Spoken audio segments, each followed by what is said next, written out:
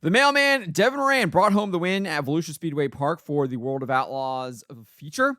There was quite a bit of storylines for this race. I thought the racing was pretty average. It wasn't a fantastic race. It wasn't a great race, but it also wasn't a bad or boring race. There were definitely some high moments. There was some drama, but there were a lot of storylines. Mike Marlar didn't end up actually starting the race, even though he was supposed to start, I believe, in third, if we look at the starting lineup here.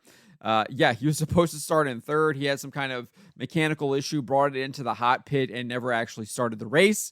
We had Ricky Thornton Jr. appeared to break something in his rear end. He collected Nick Hoffman. That ended his night. So some of the top drivers having mechanical issues and then getting caught up in other people's wrecks. Cade Dillard ran into the back of a lap car. He spun out, put him back to the back of the pack. He was running in, I think, like top 5 at the time. So lots of stuff happened. And then Devin Moran was able to hold off hard-charging Chris Madden and Bobby Pierce after he took the lead on lap 13 from Cade Dillard. He never actually relinquished it. He never relinquished it after he claimed it.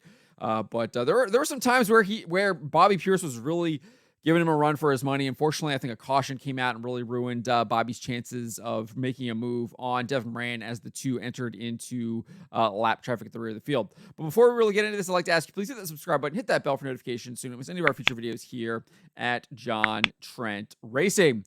So here is the official finishing order. Devin Moran came home with the win. Chris Madden in second, Bobby Pierce third, Max Blair fourth, Brandon Shepard fifth, Tyler Bruning sixth, Hudson O'Neill seventh, Mark Whitener eighth, Blair Nodorf ninth, and Brian Shirley 10th. Cade Dillard was unable to recover. He finished in 11th.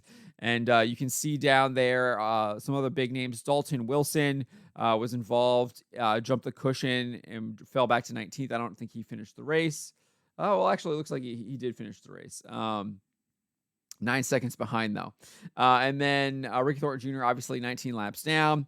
And then Nick Hoffman, 19 laps down as well. Then Marlar didn't even start the race.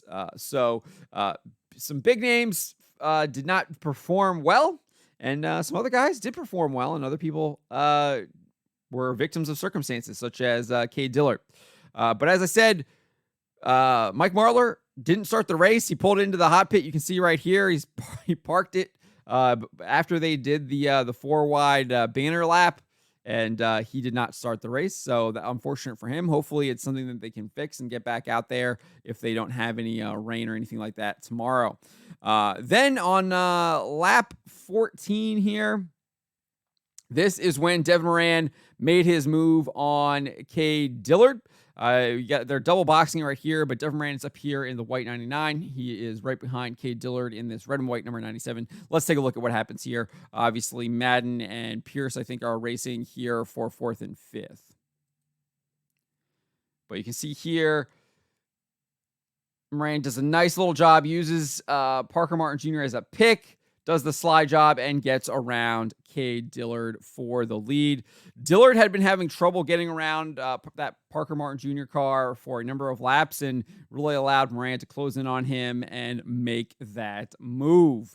And I also felt like Dillard's car just didn't have the handle down low compared to Moran's car. Moran was able to maneuver a little bit, whereas Dillard was primarily had the power on the top side. He didn't have it on the bottom side.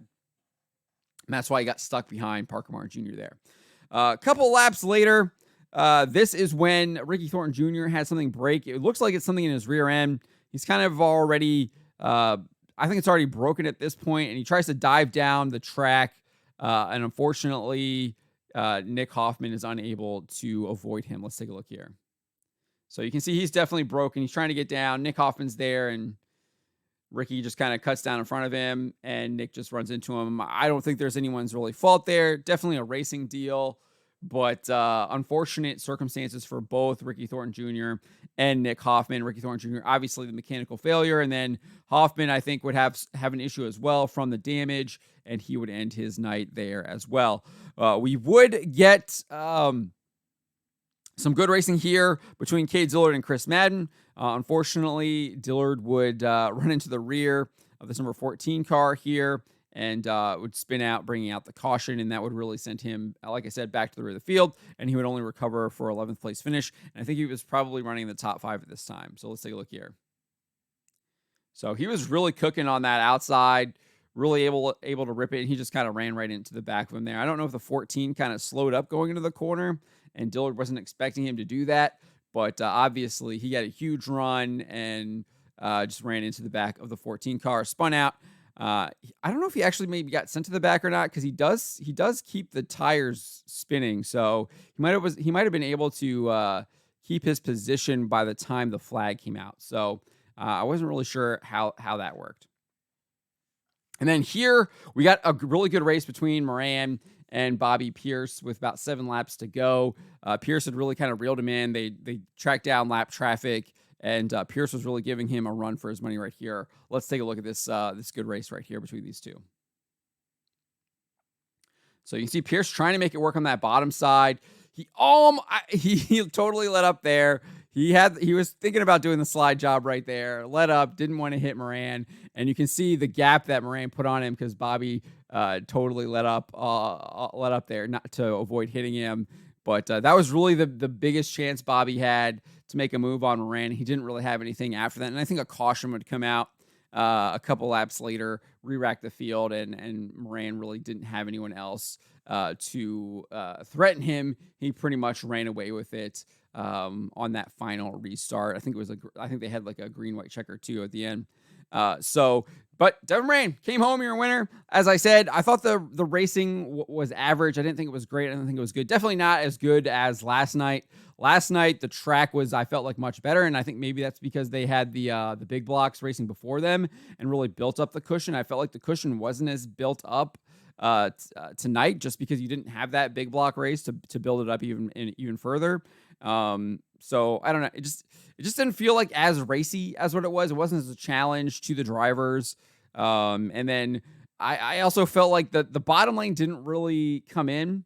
I know the bottom lane didn't really come in for a lot of guys last night either, except for Hoffman, who was able to use it to get the win.